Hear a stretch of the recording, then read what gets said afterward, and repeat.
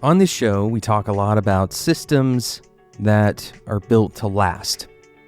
Habits, mental models, mental schemas, these are things that are not built overnight. Things that take time, perhaps years.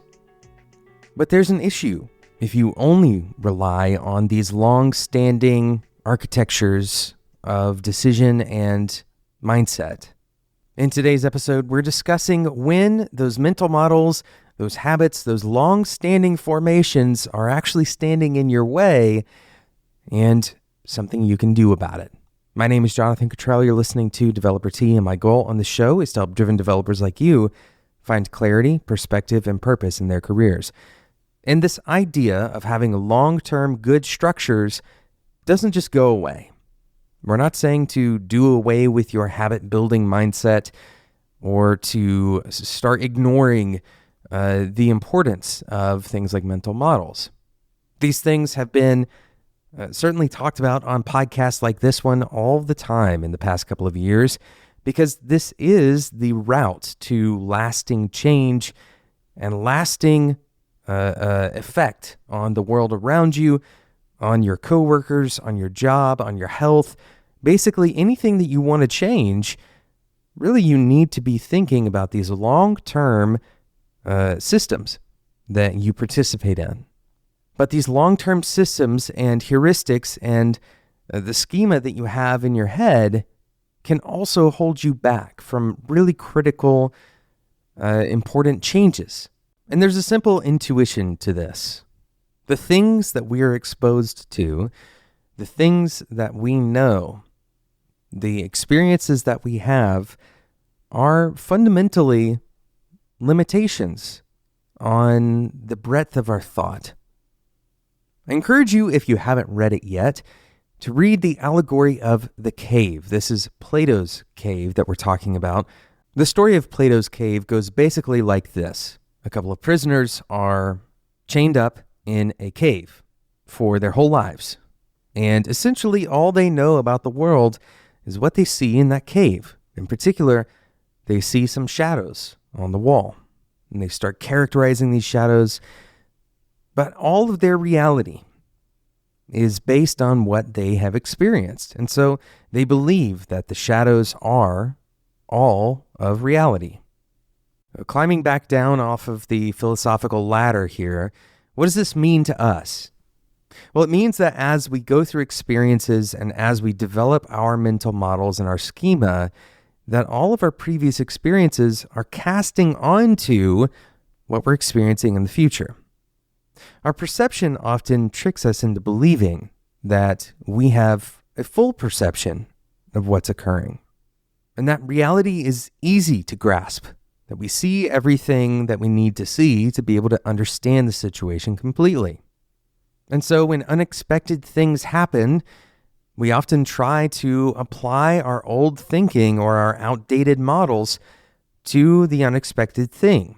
Sometimes we even change the unexpected thing.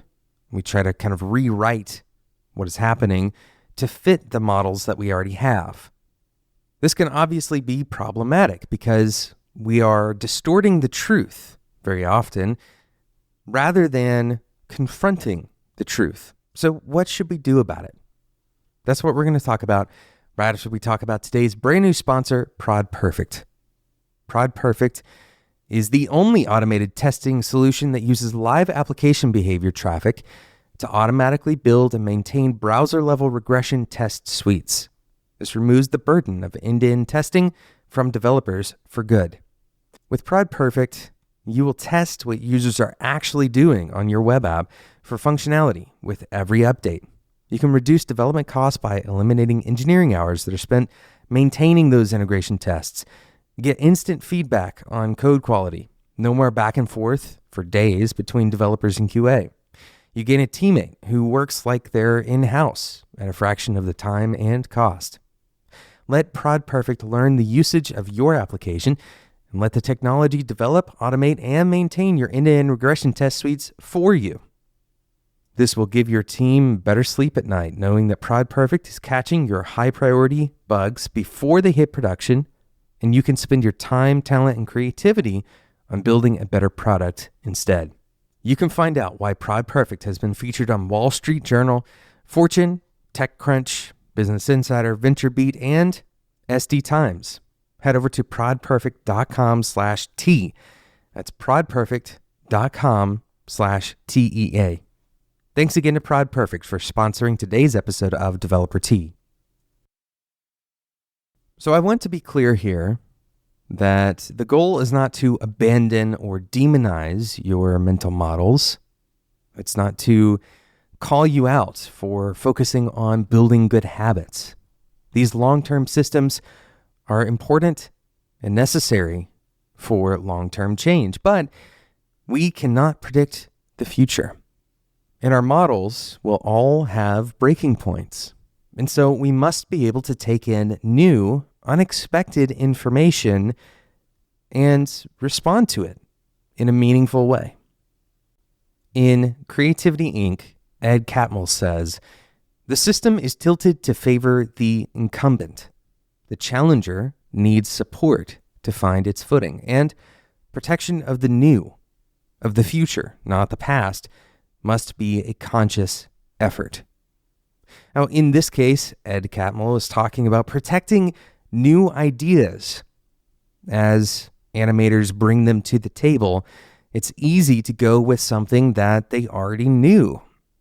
It's easy to default to listening to a veteran in the industry or a veteran at Pixar in this case, rather than protecting the new ideas. The important thing about Ed's statement here is that it's not just that we have to respect the new things. Instead, we have to intentionally protect the new. When we are experiencing new situations in our lives and our work, we have to protect our evaluation of those new experiences because our brains are naturally going to compress that information. We're going to try to fit what we're experiencing into an older form of thinking. And this is exactly why, by the way, having those models and having those habits is so important, because they become so automatic. Because when we experience something that is not new, when we have a familiar experience, we want to respond in consistent ways that are to our benefit. But when the experience is new, employing the same habits or employing the same models is actually to our detriment. And so we need to protect the new. So as you experience new things in your work, in your life, in your business, on your team, consider in each of these experiences whether there is something new happening. This is an explicit consideration rather than just kind of fast forwarding past that conversation and saying, no, this is very familiar. Take a moment and consider whether something new is happening. Now, here's a hint. In every familiar situation, there is something new still occurring.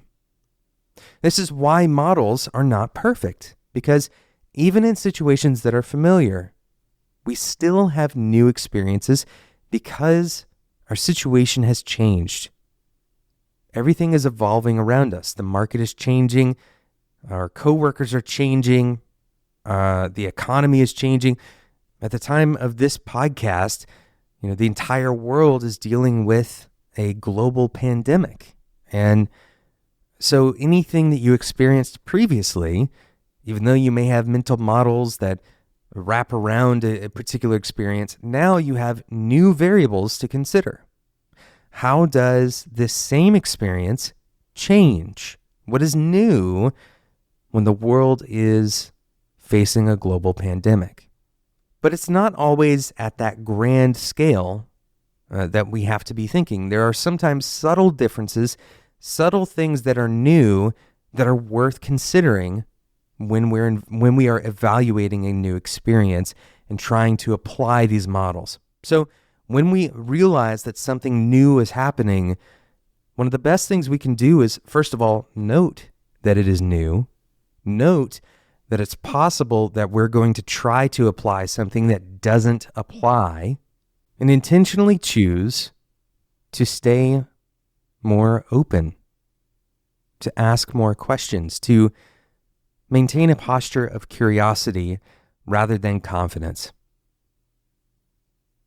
Thank you so much for listening to today's episode. Thank you again to Prod Perfect for sponsoring today's episode. Learn more about what Prod Perfect can do for you and your end-to-end integration testing by heading over to prodperfect.com/T. That's prodperfect.com/TEA.